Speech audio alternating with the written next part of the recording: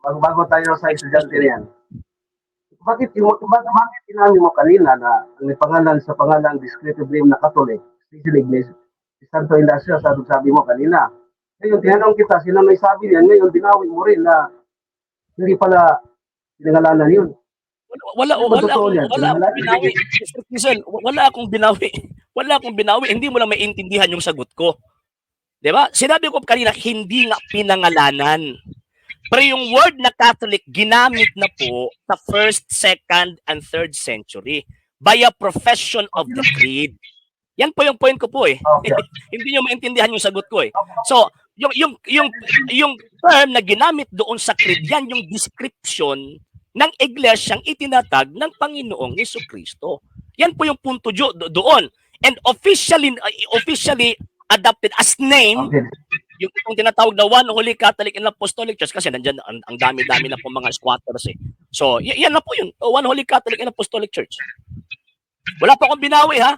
In-explain ko po yung tinatawag na kinaklaro ko po yung tinatawag na mga terms na ginagamit ko rito. Yeah, sabi mo kanina, di ba? Na yung word Catholic pala, descriptive pala yan. Descriptive name lang sa iglesia nyo. Di ba? For the first 1,000 years nga, yan nga po sinabi ko na, for the first 1,000 years, kasi no need po kasi sa kanila yung official name eh. Mr. Quezon, no need po kasi sa kanila yung official name. Bakit po? Kasi for the first 1,000 years, iisa lang yung Iglesia Kristiyana. At yung iglesia yan, ang Iglesia Katolika, Apostolika, Romana, wala na pong iba. Kaya na, okay.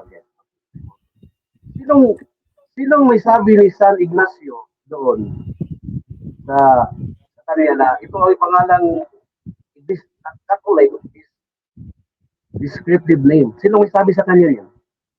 Okay, actually, pag sinabi po kasi descriptive name, it refers to the nature of the church. And remember, nang sinabi ni San Ignacio na Katolikos or Katahulos, ang kalooban po ng Panginoong Jesucristo po yung binabanggit po niya. Eh bakit po? Kasi sabi niya yung letter to the Smyrnians, kung saan yung obispo, nandyan yung Iglesia Katolika. Bakit po? Kasi kalooban ng Panginoong Jesucristo na itong iglesia ito dapat Katolika. St. Matthew chapter 28 verse 20 at 19 to 20, humayo kayo sa lahat ng mga bansa sa buong mundo.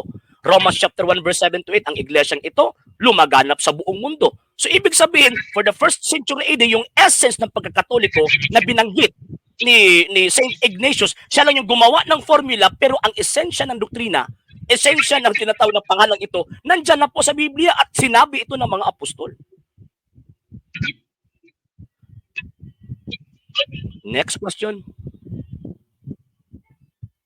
Wala signal, bro. Sige po, next question po, sir.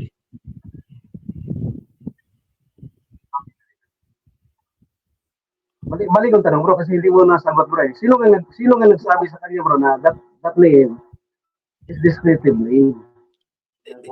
Sino nagturo sa kanya yan? Sinabi ko na po nga sa inyo kanina eh. No need na sabihin na, Ignacio, dapat Katolikos yung sabihin mo. Hindi. Formula po kasi yung Katolikos eh.